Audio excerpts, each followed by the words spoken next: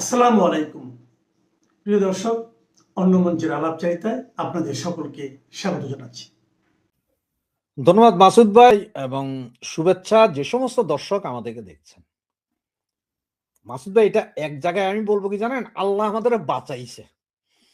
যদি আজকে এটা মাদ্রাসা না হইয়া কোনো স্কুল মিস্কুল হইতো তাইলে এটা দোষ কিন্তু পুরোপুরি জায়গা পড়তো কার কাছে জানেন?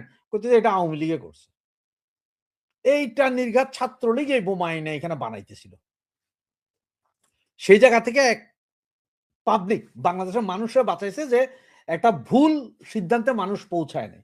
আজকে এটা মাদ্রাসায় ফুটছে। দেখেন, এই মাদ্রাসাগুলো নিয়ে বিভিন্ন জন ভিডিও করছে। আপনার এই চ্যানেলেও আমরা বিভিন্নভাবে আলোচনা করছি যে ১৭টা মাদ্রাসার নাম ইন্ডিকেট করা ছিল। ১৭টা। তাদের একটা মাদ্রাসা যেটা ঢাকার মিরপুরে, সেটা তো রাতারাতি উধাও হয়ে গেছে। ওই মাদ্রাসার কেউ নাই। এরপরও বাংলাদেশে বিভিন্ন মাদ্রাসা আছে এবং আপনারা জানেন, সবাই মনে আছে হয়তো ২০১৩ সালে চট্টগ্রামের লালখান বাজারে একটা মাদ্রাসা আছে। সেই মাদ্রাসায় এরকম বোমা বিস্ফোরণে ২ জন নিহত হয়েছিল। এবং গতকালকের এই মাদ্রাসার যে বোমা বিস্ফোরণটা হইছে, এইখানে আসলে নিহতর ব্যাপারটা একটু গোপনীয়তা রাখছে নাকি আসলে এই বিষয়টা 100% ক্লিয়ার না আমি। এরপরও কেউ বলতে ৪টা ছেলে নিহত হইছে, তবে এটা এতিম ছেলে যাদের বাবা মায় নাই, যার কারণে এটা টোটালি সিন আউট করা হইছে। ৫টা ছেলে গুরুতর আহত। এখানে এতিমখানা মাদ্রাসা এটা। এখানে এরা বলতেছে ৩ জন বা ৪ জন যেটা মারা গেছে ওইটার কথা বলাই হচ্ছে না, গোপন, কারণ এদের কোনো পরিবার নাই। সুতরাং কেউ আইসা এদের ওই যে মায়ের ডাকের মতো কেউ আসবে না যে এই লাশ কার। সুতরাং এগুলো গোপনই থাকবে। ৪ জন না ৫ জন ছেলে আহত সেটা বলা হয়েছে। এখন ঘটনা হচ্ছে ভাই, মাদ্রাসায় তো কোরআন শিক্ষা দেওয়া হয়, সেখানে বোমা বানানোর ট্রেনিং কবে থেকে দেওয়া হইলো? এবং আমাদের দেশের সরকার বা গোয়েন্দা সংস্থাও জানতো যে এখানে এই পরিমাণ ম্যাটেরিয়ালস আছে। তা না হইলে কারো চোখ ফাঁকি দিয়ে এত ম্যাটেরিয়ালস আনার সম্ভাবনা নাই। এই ধরনের বোমা বিস্ফোরণ হয় পাকিস্তানে। মসজিদে বোমা বিস্ফোরণ, ঘরে বোমা বিস্ফোরণ, অমুক জায়গায় বোমা, এটা পাকিস্তানে দেখি। ঠিক এই ১৭টা মাদ্রাসার কথা অনেক দিন যাবৎ বলতেছে, সবাই বলতেছে, কিন্তু কোন লোক কেউ কোনো কথা বলে না। তার কারণ হচ্ছে যে সরকারের প্রচ্ছন্ন ছায়া আছে। এখন এমনও তো হইতে পারে যে এই বোমাগুলোই তৈরি করা হচ্ছিল যা আগামী ডিসেম্বরের শেষ লাস্ট উইক তো চলতেছে। এখন থেকে হয়তো জানুয়ারি পর্যন্ত বেশ কিছু কিলিং মিশন হবে। বা আপনাদের মনে আছে কিনা আমার সালটা মনে নাই। বাংলাদেশের ৫০০ কতটা জায়গায় এট এ টাইম বোমা বিস্ফোরণ হয়েছিল। জেএমবি করছিল। তো এখনো তো হরকতুল জিহাদ আর কার নেতা জানি, ওই যে কি একটা লোক জেলে ছিল, সে বেরোয় আসছে। এরা ২ জনকে অলরেডি হাদির জানাজায় দেখা গেছে। এরা বাহিরে ঘুরতেছে এবং এখন বোমা বানানো হচ্ছে। আজকে হয়তো কেরানীগঞ্জ কোনো কারণে ফুটে গেছে বিধায় আপনারা বলতে পারেন। কালকে আবার কোথায় ফুটবে? পরশুদিন কোথায় ফুটবে? নাকি তার পরদিন আপনার বাসায় ফুটে যাবে সেটাও আপনি জানেন না। এইটা এখন কিন্তু অ্যালার্মিং। এখনো যদি পাবলিক না বুঝে বা এখনো যদি গোয়েন্দা সংস্থা কাজ না করে, তাহলে কেমনে হবে? এবং আপনি আরেকটা জিনিস, আজ থেকে ২ দিন আগে ভারত বাংলাদেশ সীমান্তে বাংলাদেশের ভূখণ্ডের ভিতরে আরডিএক্স এবং ডেটোনেটর পাওয়া গেছে। যেটা আমাদের ওই বিজিবি বলছে যে এগুলা কি বলে, ভারত থেকে চোরাচালান হয়ে আসছে। আমি আপনার এখানে টক শোতে বলছিলাম যে ভারত এখন ২টা-৩টা কাজ করবে না। এক হচ্ছে যে খাদ্যদ্রব্য যাতে বাংলাদেশে না ঢুকে সেটার একটা কন্ট্রোল দিবে। এইখানে মাদক দ্রব্যের চোরাচালান হইলে ভারত এখন আর ঠেকাবে না, করোগা। কোন অস্ত্র-শস্ত্রের চোরাচালানও যদি হয় তাতেও ভারত ঠেকাবে না। মানে তোমাদের যা ইচ্ছা করোগা। ওইটাতে ভারত করবে না। এখন এই যে ডেটোনেটর আর আরডিএক্স, ডেটোনেটর এবং আরডিএক্স এর কথা পত্রিকাগুলোতে বলছে, কিন্তু ডেটোনেটরের যে সাইন, সে সাইনটা হচ্ছে যেই মেকিং সাইন, সেটা হচ্ছে যে আপনার পাকিস্তান এবং টার্কির বানানো। এগুলো তো ভারত দিয়ে আসার কথা না। তার মানে এগুলো নেওয়া হয়েছে ওই জায়গায় যে ভারতের ভেতরে হয়তো কোনো একটা হামলা চালানোর জন্য। এবং পরবর্তীতে ভারতীয় পত্র-পত্রিকাতে ভারতই বলছে যে অমুক জায়গায় ডেটোনেটর এবং আরডিএক্স আছে। তোমরা ধরো। তারপরে যে বিজিবি ধরছে। যখন বলছে স্যাটেলাইট ইমেজ ওপেন করে দেব মানুষের জন্য। তো এই যে আপনার এই মাদ্রাসাগুলোর কথা তো বারবার বলা হইতেছিল যে জঙ্গি উৎপাদন হইতেছে। সরকার কেন চোখ দেয়নি? এমনও তো আছে, আমরা যেটা আশঙ্কা করছিলাম, এমনও তো আছে যে এই তারেক জিয়া যেদিন আসছে সেদিনই ফুটানোর কথা ছিল। হয়তো পারে নাই। যে ওই মিটিং এই ফুটাই দেয়া কিছু লোক মাইরা ফেলার, সেটা হয়তো পারে নাই। কারণ আগামীতে যে বিএনপির মিটিং এ ফুটবে না সেটা কেমনে বলেন? বা আপনাকে তো বলতে যে শাহবাগেই যে ফুটবে না 2-4 দিনের ভিতরে এরকম বিশাল বোমা, সেটা আপনি কিভাবে বলেন? আপনি দেখছেন যে গত পরশুদিন ব্রিজের উপর থেকে মারছে একটা বোমার, ওরা বলছে বোমার মতো কিছু একটা আওয়াজ হইছে। ওই বেটার মাথাই নাই। তার মানে কি পরিমাণ শক্তিশালী একটা বোমা হইলে আপনার মাথা, ককটেল অন্য জিনিস ভাই। ককটেলে মাথা উইড়া যায় না। মারাই যাইত। কিন্তু মাথা তো হ্যাঁ। এভাবে ছিন্ন ভিন্ন হয়ে যাইত না। তাহলে কি স্পেশাল কায়দায় এই বোমা, এই র ম্যাটেরিয়াল ব্যবহৃত হচ্ছে? এবং কন্টেইনার গুলো সবগুলোই তো র ম্যাটেরিয়াল। আমার মনে হচ্ছে, আমি মানে 99% শিওর, হয়তো দেখবেন কোন একদিন এই যে কাদিয়ানীদের যে উপাসনালয়গুলো আছে, মানে মসজিদ কাদিয়ানি নিয়ন্ত্রিত, এগুলোর ভিতরে বোমা হামলা হইতে পারে। শিয়াদের যেগুলো আছে ওগুলোর ভিতরে বোমা হামলা হইতে পারে। ওই যে সুন্নি ওয়াহাবি এগুলোর ভিতরে ওয়াজ মাহফিলের ভিতরে বোমা হামলা হইতে পারে। এগুলো হবে। বাংলাদেশ আজকে ওই পরিস্থিতিতে আছে মাসুদ ভাই যে এগুলো হবে। আমার কথায় প্রথমে বললাম যে আল্লাহ বাঁচাই দিছে আওয়ামী লীগরে, যে মসজিদ মাদ্রাসা যেহেতু আওয়ামী লীগের দখলে নাই, সেই জন্য আওয়ামী লীগের নামটা কইতে পারে নাই। কারণ হচ্ছে এরা তো বুঝাইছে যে আওয়ামী লীগ ইসলামের দুশ্মন। তাহলে ইসলামের দুশ্মন আওয়ামী লীগ, আওয়ামী লীগ তার মসজিদ মাদ্রাসায় যাইব না, যার কারণে ফুটছে এখন মসজিদ মাদ্রাসায়। এখন কি কইবে? মসজিদ মাদ্রাসায় অবস্থান করতে হচ্ছে পাইকারা। এবং একটা জিনিস কি জানেন, প্রতিদিন দিনে 2 বার মিটিং হয়। আমি আপনার একদম স্পেসিফিক বলতেছি 2 বার। প্রথম মিটিংটা হয় সকাল 12টা থেকে 1টার ভিতরে, সেটা হচ্ছে গোলাম আজমের ছেলে, যেটা হচ্ছে জামি এই বাইরে আসছে, ওই যে নতুন গামছা নিয়ে বাইরে আসছে, এর নামটা ভুলা যায় আমি। ওর বাসায় হয় 12টা থেকে 1টার ভিতরে মিটিং। এরপরে রাতের 8টার পরে মিটিং হয় আপনার পাকিস্তান এম্বাসির ভিতরে।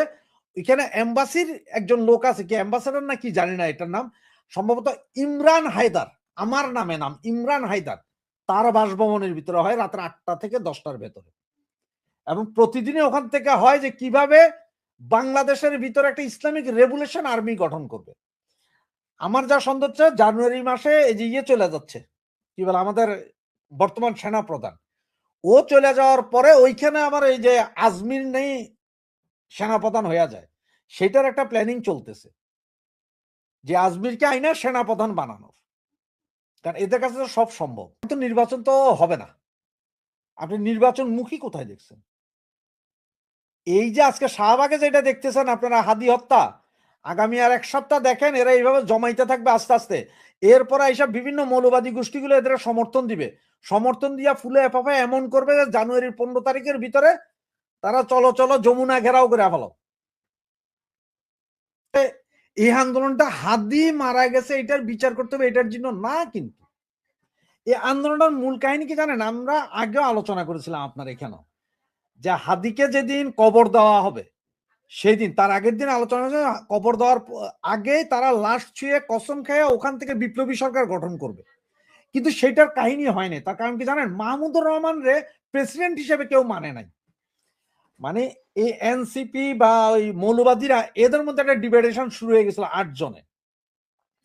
জামাত কোসে আমরা রাষ্ট্রপতি হব না, মাহমুদুর রহমানের জামাত মানছে। কিন্তু ওই যে বাকি মোল্লা গোষ্ঠী, যেটা ওই যে আপনার মামুনুল হক, তারপরে আপনার কি বলে এটারে হেফাজতের, এরা কিন্তু মানে নাই। যার কারণে ওই দিনের এই প্ল্যানটা করতে পারে নাই। আর ওইটা করতে পারে নাই, কিন্তু এটা তো করতে হবে। এটা করতে হবে এই কারণে গতকাল বা গত পরশু থেকে বসানো হয়েছে কি, এই যে হাদি ভাইয়ের বিচার করতে হবে বিভিন্ন জায়গায়। এনসিপির মধ্যে দেখেন, এনসিপি অলরেডি 10 টুকরা। আপনি কাহিনীটা বুঝেন। আজকে যারা বিবি আজকে পদত্যাগ করছে এনসিপি থেকে। এর 2 দিন আগে আরো কেউ পদত্যাগ করছিল, ওদিকে রাশেদ, যেই রাশেদ খান বলছিল 50 জন টার্গেট, উনি পদত্যাগ করে বিএনপিতে চলে গেছেন। সবকিছু মিলে কিন্তু অবস্থা কিন্তু গুবলেট। এর উপরে ধরেন গতকালকে এই বোমা বিস্ফোরণ, গতকাল মধ্যরাতে 300 বছরের পুরনো মাজার ভাঙছে। আপনি একটা কথা বলেন, আজকে সারাদিনে আপনি যতগুলো লাইভ টক শো দেখছেন, কন্টেন্ট ক্রিয়েটার দেখছেন, এদের মধ্যে আপনি 5% পাবেন না যারা গতকালকের এই বোমা বিস্ফোরণ নিয়ে কথা বলছে, মাজার ভাঙাটা নিয়ে কথা বলছে। কেউ কি আপনারা এটা বলছে? কেউ কি এটা বলছে যে এই যে সেনাপ্রধান গত 2 দিন আগে, পরশু দিন সেনাপ্রধান হঠাৎ করে ভোরবেলা কিছু না জানে সেন্ট মার্টিন কেন গিয়েছিলেন? সেন্ট মার্টিনে আমেরিকান আপনার নেভেল কোরের যে সদস্য সবচেয়ে বড় অফিসার সে মারা গেছে সেন্ট মার্টিন একটা হোটেলে। সেই লাশ হেলিকপ্টারে তুলে দেওয়ার জন্য সেনাপ্রধান গেছে, কোনো পোস্টমর্টম হবে না। আজকে চট্টগ্রামের নদীর মাঝখানে থাকা সেন্ট মার্টিনগামী জাহাজ জয়লা পড়লো, 4 জন মারা গেছে। একজনের কথা স্বীকার করা হয়েছে, 3 জন স্বীকার করা হয় নাই। এই 3 জন কারা? যতটুকু জানি 3 জন তিনটাই বিদেশি নাগরিক। মারতেছে কারা এইভাবে? Killing mission. তো এই যে আন্দোলন দেখতেছেন এখন, এই যে পোলাপাইন, কিছু পোলাপাইন দিচ্ছে, এটা ঠিক হয় আপনারা যে কোটা আন্দোলনের মতো দেখবেন। আগামী 4-5 দিন এভাবে আন্দোলন এটা চলবে চলবে চলবে, এক পর্যায়ে জমাতের পোলাপাইন যোগ হবে। ওই এক তারপরে এসব মৌলবাদীদের ওই যে টুপি পরা সব মৌলবাদী গুলা, যত টুপি পরা সব মৌলবাদ। আপনি আমার যদি বলেন যে ভাই এটা ইসলামের বিরুদ্ধে গেছে, হ্যাঁ ভাই আমি বলবো যে না ভাই, ইসলামের কোথাও টুপি পড়তে কয় নাই। এই টুপি পরা যা সবই হচ্ছে যে মৌলবাদী। এরা যাবে 2 দিন পর থেকে, এরপরে আন্দোলনে যাবে এক দফা এক দাবি, মানে চুপ্পু ভাই পদত্যাগ করো, ডাক্তার ইউনূস পদত্যাগ করো। সেই আবার হয়তো আবার ভিতর থেকে হইতেছে কেউ না কেউ একজন উঠে আসবে, মাহমুদুর রহমান হবে না, মাহমুদুর রহমান হবে না। তার মানে হচ্ছে যে এটা এমন একটা পরিস্থিতি নিয়ে যাবে আগামী জানুয়ারির 15 তারিখের ভিতরে। কিসের ইলেকশন আপনারা স্বপ্ন দেখতেছেন এগুলো যে ইলেকশন হবে না। এরা চেষ্টা করবে, সর্বোচ্চ চেষ্টা করবে যে ইসলামিক রেগুলেশন করার জন্য। পাকিস্তানের সাথে একটা প্যাক্ট হইতেছে, যে কেউ যদি পাকিস্তানে ঢিল মারে বাংলাদেশের সেনাবাহিনী যাবে বাংলাদেশের উপর আক্রমণ, ওই ন্যাটোর মতন। আর একটা নিউক্লিয়ার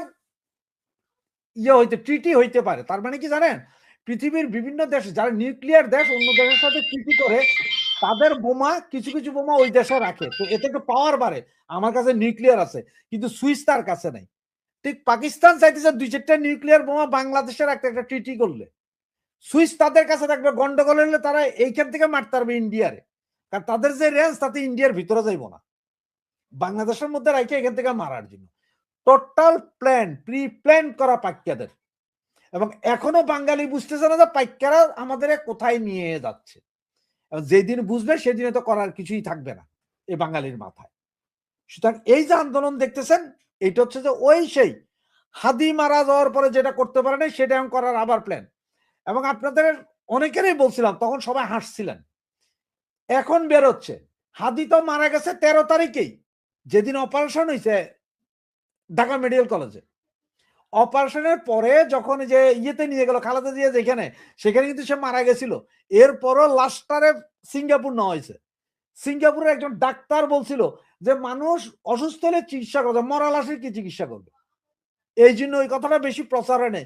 এরপরে মরা লাশ এখানে আনা হয়েছে, আইনা এখানে দেখানো হয়েছে যে হাদি মারা গেছে, মারা গেছে আরামজাদা 13 তারিখ। আপনাদেরকে একটা কথাই বুঝাচ্ছি, ওসমান হাদির বিচারের জন্য কাউকে ধরা হয় নাই। যদি আসলে ধরতে চাইতো তাহলে রাশেদ খানকে প্রথম ধরা উচিত। এবং আপনার ওই যে পাকিস্তানে এম্বাসির যে সামরিক কর্মকর্তা যেটা হচ্ছে পাইক্কা, তারে ধরেন। এবং জামাতের নায়েবে আমিরকে ধরেন। ওসমান হাদির হত্যাকাণ্ড কিভাবে করছে ফুল প্লেসে বের হয়ে যাবে। ওসমান হাদির হত্যাকাণ্ডের জন্য উল্টাপাল্টা জুলকারনাইন সাহেবকে আইনা ধরে না কেন? এত বড় গোয়েন্দা কর্মকর্তা হয়ে গেল, এনএসআই ডিজিএফআই বাংলাদেশের কেউ জানে না, পৃথিবীর কোনো গোয়েন্দা সংস্থা জানে না। উনি ফেসবুকে কন্টিনিউ দিয়ে যাচ্ছেন এই ঘটছে এই ঘটছে এই ঘটছে এই ঘটছে। এই হারামজাদা গুলার আগে বাঁধেন, বানলে ওসমান হাদির কাহিনী বাইরে যাবে। এখন ওসমান হাদির ভাই বলে যে সরকার মারাইছে আমার বাইরে, তাহলে আবার এরপর আপনারা আবার কি জানতে চান? কারে ধরতে বলেন?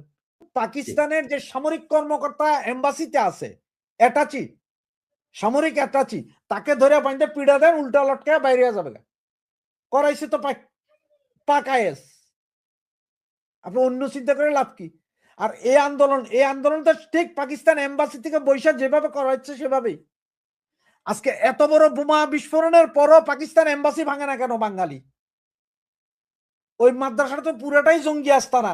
এরকম আরো জঙ্গি আস্তানা আছে বাংলাদেশের প্রতিটা মাদ্রাসায় এখন জঙ্গি আস্তানা, সবগুলোতে জঙ্গি ট্রেনিং হচ্ছে। পাকিস্তান আগ্রাসন চালাইতেছে না, পাকিস্তান আমাদের দেশে বৈশা আমাদের সাথে ভারতের সাথে একটা গ্যাঞ্জাম লাগাইতে চাইতেছে যে আমাদের বোমটা যাতে ভারত আমাদের মারে।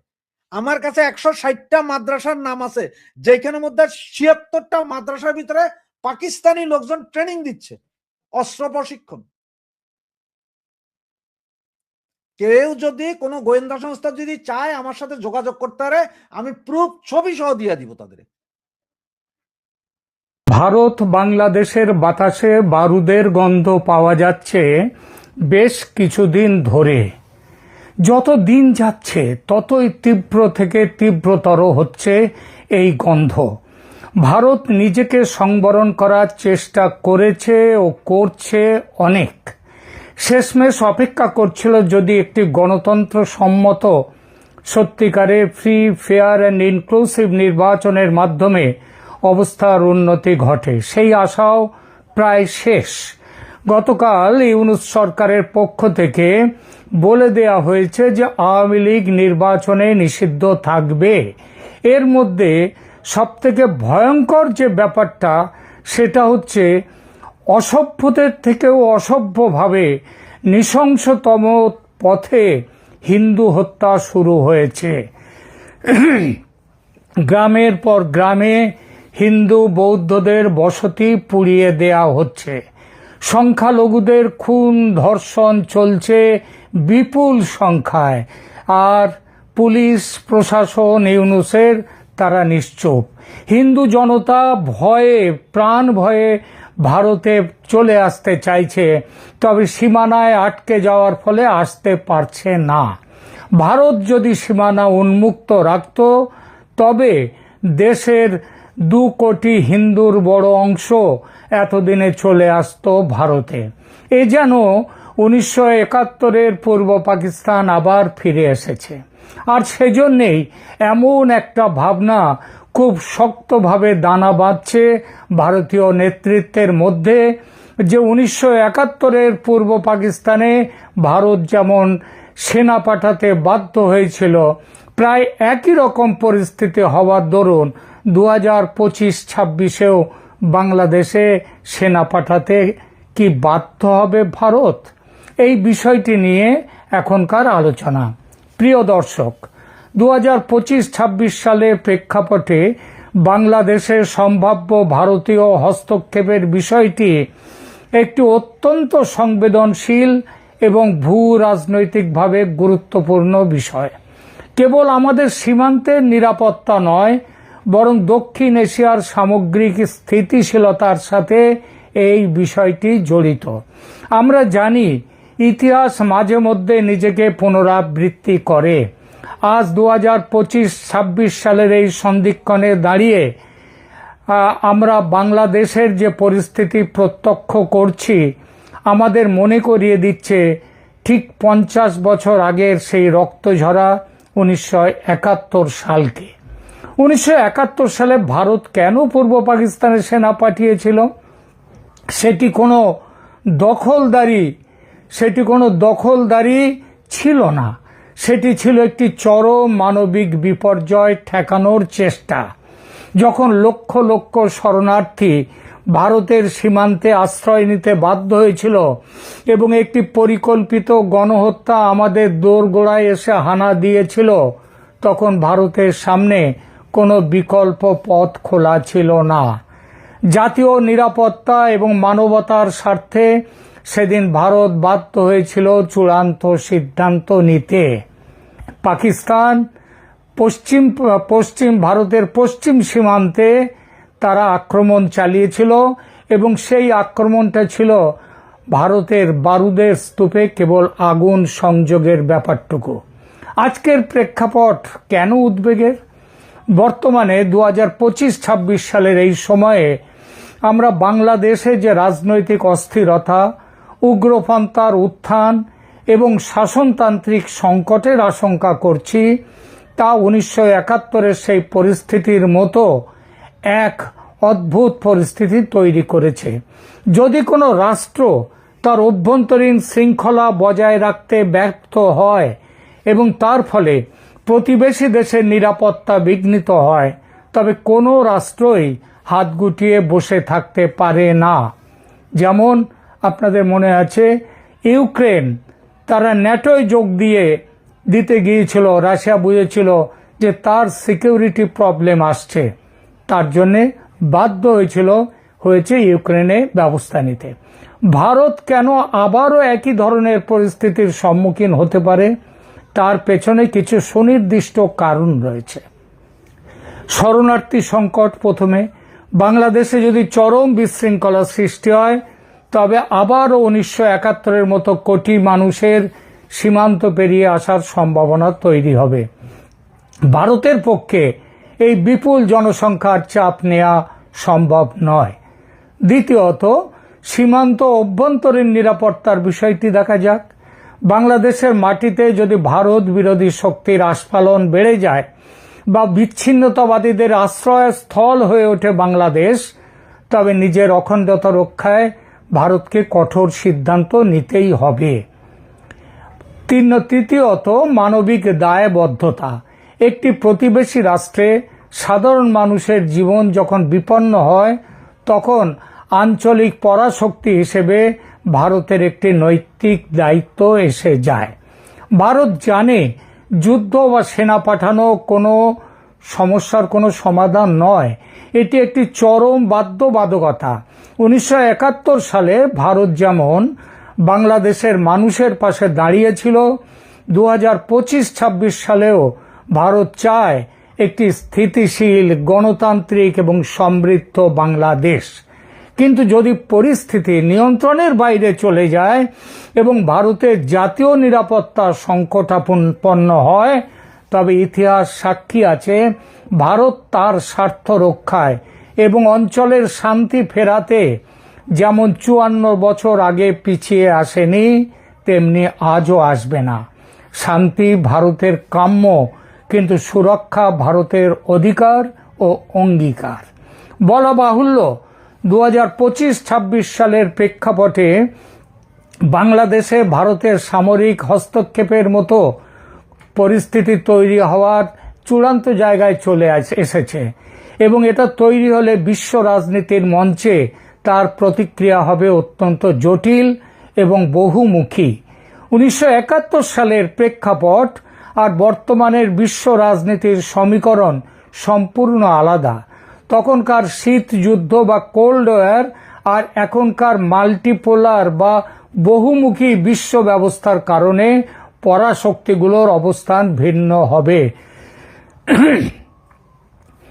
2025 সালের ভূ রাজনীতিতে চীনের প্রভাব এখন অপরিসীম। চীন বর্তমানে বাংলাদেশের অন্যতম প্রধান উন্নয়ন সহযোগী এবং প্রতিরক্ষা সরঞ্জাম সরবরাহকারী। ভারত যদি বাংলাদেশে সেনা পাঠায় তবে চীন একে তার স্ট্রিং অফ পার্লস বা ওই মুক্তমালার যে কৌশল তার উপরে আঘাত হিসেবে দেখতে পারে। তবে এটাও ঠিক, চীন ভারতের বিরুদ্ধে সরাসরি সামরিক সংঘাতে যাবে না। কয়েকদিন আগে মে মাসে যেমন পাকিস্তানের পাশে দাঁড়ায়নি ভারতের অপারেশন সিন্দুরে। এরপরে আসি মার্কিন যুক্তরাষ্ট্র। এটা সবসময় দোটানায় থাকে। 1971 সালে আমেরিকা পাকিস্তানের পক্ষে থাকলেও 2025 সালে ভারতের সাথে তাদের কৌশলগত অংশীদারিত্ব অনেক গভীর। আমেরিকা তাই সরাসরি ভারতের বিরোধিতা করবে না, তবে তারা মানবিক হস্তক্ষেপের নামে নাক গলাবার একটা সামান্য চেষ্টা করলেও করতে পারে। তবে এখানেও একটা প্রশ্নচিহ্ন আছে। ভারতের পদক্ষেপে বাংলাদেশে উগ্রবাদের ঝুঁকি, ধর্মীয় উগ্রবাদ, তার ঝুঁকি কমছে দেখলে ওয়াশিংটন কিন্তু মুখ চুপ করে ভারতকে সমর্থন দেবে। কিন্তু ভারতের সামরিক উপস্থিতি দীর্ঘস্থায়ী যদি হয় বাংলাদেশে, তবে নিষেধাজ্ঞা বা কূটনৈতিক চাপের পথ বেছে নিতে পারে। তবে তাতে যে ভারতের বড় কোনো ক্ষতি হবে তাও নয়। অটল বিহারী বাজপেয়ী যখন তিনি পারমাণবিক বোমা বিস্ফোরণ ঘটিয়েছিলেন তখনও স্যাংশন দিয়েছিল, কিছু করতে পারেনি। রাশিয়ার কথায় আসি। 1971 সালে রাশিয়া মানে তদানীন্তন সোভিয়েত ইউনিয়নের সমর্থন ছিল ভারতের বিজয়ে একটা বড় ভূমিকা। 2025 সালেও রাশিয়া ভারতের দীর্ঘদিনের মিত্র এবং পরীক্ষিত মিত্র। ইউক্রেন যুদ্ধ পরবর্তী পরিস্থিতিতে রাশিয়া ভারতের ওপর অনেক বেশি নির্ভরশীল। তারা বিষয়টিকে ভারতের নিরাপত্তা উদ্বেগ হিসেবে ব্যাখ্যা করে ভারতকে অবশ্যই সমর্থন জানাবে, অন্য কিছু হওয়ার কোনো প্রশ্ন নেই। এবং শুধু তাই নয়, রাষ্ট্রসংঘে যদি ভারতের বিরুদ্ধে কোনো বড় প্রস্তাব নিয়ে আসে চীন অথবা আমেরিকা, তাহলে রাশিয়া সেটা ভেটো দিয়ে ভারতকে রক্ষা করবে। এরপর আসি মুসলিম বিশ্ব ও পাকিস্তানের কথা। দেখুন, পাকিস্তানের জন্য এটা একটা সুযোগ এনে দিতে পারে। কিসের সুযোগ? তারা বিশ্বজুড়ে ভারতের বিরুদ্ধে আগ্রাসনের অভিযোগ তুলবে এবং ওআইসিতে ভারতের ওপর চাপ সৃষ্টির চেষ্টা করবে, তবে সফল হবে না, এতকালও যেমন সফল হয়নি। কারণ মধ্যপ্রাচ্যের মুসলিম দেশগুলো, সৌদি আরব বা ইউএইর মতো দেশগুলো বর্তমানে ভারতের সাথে ঘনিষ্ঠ ব্যবসায়িক সম্পর্কে যুক্ত। তারা সরাসরি কোনো পক্ষে ভারতের বিরুদ্ধে না গিয়ে শান্তির আহ্বান জানাবে এবং মধ্যস্থতাকারীর ভূমিকা নিতে চাইতে পারে। জাতিসংঘ তো এখন হচ্ছে কি বলবো, বিষ ছাড়া ঢোঁড়া সাপ, বিষ ছাড়া সাপ, ঢোঁড়া সাপের মতো নরম ভাষায় একটা নিন্দা প্রস্তাব জানাবে, তার বেশি কিছু নয়। এই যে ইউক্রেনের ব্যাপারে রাশিয়ার বিরুদ্ধে এত প্রস্তাব করেছে, তার কোনো গতি হয়েছে? কিছু হয়নি। তাহলে বিষয়টা কি দাঁড়ালো? 2025-26 সালে ভারতের জন্য সেনা পাঠানোর সিদ্ধান্ত হবে। যদি বাংলাদেশে সেনা পাঠায় তাহলে মরণ কামড় দেওয়ার জন্যই সেটা করবে। 1971 সালে বিশ্ব জনমত যতটা ভারতের পক্ষে ছিল, এখনকার প্রচার মাধ্যম এবং ভূ রাজনৈতিক স্বার্থের লড়াইতে ভারত এখন অনেক বেশি শক্তিশালী। সুতরাং তারা ভারতের বিরুদ্ধে যেতে গেলে অনেক ভাবতে হবে। ভারত চাইবে খুব দ্রুত অপারেশন শেষ করে একটা বন্ধুত্বপূর্ণ সরকার, বন্ধুভাবাপন্ন সরকার বাংলাদেশে প্রতিষ্ঠা করতে, যাতে বিশ্ব শক্তিগুলো ভারতের বিরুদ্ধে যাওয়ার সুযোগ না পায়। এই সম্ভাব্য পরিস্থিতির উপর ভিত্তি করে ভারত সরকারের বিদেশ মন্ত্রক এখন কিন্তু খুব গভীরভাবে চিন্তা ভাবনা করছে যে প্রতিবেশী রাষ্ট্রে উদ্ভূত চরম অস্থিতিশীল এবং যে অবস্থা তৈরি হয়েছে তা ভারতের জাতীয় নিরাপত্তা বিষয়ে অত্যন্ত উদ্বেগ সৃষ্টি করেছে এবং কয়েক মাস ধরে বাংলাদেশের চলমান রাজনৈতিক অরাজকতা, শাসনতান্ত্রিক শূন্যতা এবং উগ্রপন্থী গোষ্ঠীগুলোর ক্রমবর্ধমান প্রভাব সাধারণ মানুষের জীবনকে যেমন সেখানে অতিষ্ঠ করেছে, তেমনি ভারতের পক্ষেও একটি বিপজ্জনক সিকিউরিটি প্রবলেম সৃষ্টি করেছে। এবং এই পরিস্থিতিতে ভারত মানবিক বিপর্যয় রুখতে, শরণার্থী সংকটের হাত থেকে নিজেদের দেশকে রক্ষা করতে এবং যে সিকিউরিটির দৃষ্টি দিয়ে, ভারতের নিরাপত্তার দৃষ্টি দিয়ে তারা একই বাংলাদেশে তারা সামরিক অভিযানের কিন্তু একটা চূড়ান্ত তৈরিতে আছে। আমরা তারেক রহমানকে ফিরিয়ে নিয়ে এসে ভারত শেষ চেষ্টা হিসেবে একটা চেষ্টা করছে যাতে transition to the Democratic values সেটা যাতে অনেকটা ভালো হয়। কিন্তু জামাত, এনসিপি এবং ইসলামী দলগুলো এবং সর্বোপরি আমাদের ইউনূস সাহেবের লোভের কারণে এখনো বলা যাচ্ছে না যে বাংলাদেশে ফেব্রুয়ারির ইলেকশন হবে কি হবে না। হলেও সেই ইলেকশন কতটা ফ্রি অ্যান্ড ফেয়ার হবে সেটা তো ইনক্লুসিভ হচ্ছেই না। ফ্রি অ্যান্ড ফেয়ার কতটা ইলেকশন হবে সেটা নিয়েও প্রশ্ন আছে। এই পরিস্থিতিতে ভাবুন, আজকে যদি সেখানে ইলেকশনকে নিজেদের মতো করে জালিয়াতি করে জামাতকে সেখানে যদি ক্ষমতায় বসানো হয়, তাহলে ভারতের পক্ষে সেটা একটা ভয়ঙ্কর নিরাপত্তা সংকটের ব্যাপার তৈরি করবে। ভারত কখনোই সেটা হতে দেবে না। এবং এই জন্যই বলছি যে বাতাসে বারুদের গন্ধ, এবং ভারতের পক্ষ থেকে বাংলাদেশে শেষের খেলা শুরু প্রায় হয়ে এলো। যদি না বড় কিছুভাবে সেখানকার যে সরকার তাদের যদি মানসিকতার এখনো যদি পরিবর্তন না হয় তাহলে কিন্তু সামনে একটা খুব খারাপ দিন আসছে বাংলাদেশের জন্য। এখনকার মতো এখানেই রাখছি, ভালো থাকবেন, ধন্যবাদ।